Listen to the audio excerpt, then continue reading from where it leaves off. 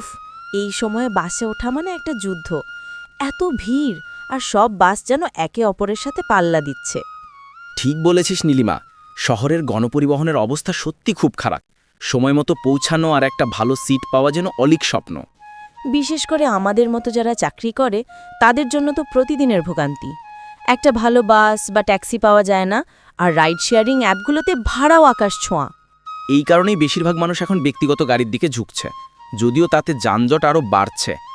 ব্যক্তিগত গাড়িতে আরামে যাওয়া যায়, কিন্তু পরিবেশের কথা তো ভাবা দরকার। এত বেশি গাড়ি মানেই তো বেশি ধোঁয়া, শব্দ দূষণ। একদম। আমাদের মতো বড় শহরগুলোতে উন্নত মেট্রো রেল বা ট্রাম ব্যবস্থার উপর আরও জোর দেওয়া উচিত। দেখ, মেট্রো স্টেশনে ভিড় থাকলেও যাতায়াত অন্তত দ্রুত আর আরামদায়ক। মেট্রো ভালো, তবে রুটগুলো তো সব জায়গায় পৌঁছায় না, আর অফিস থেকে আমার বাসা পর্যন্ত পৌঁছাতে কয়েকবার পরিবহন বদলাতে হয়। এর জন্য সরকার বাস রুট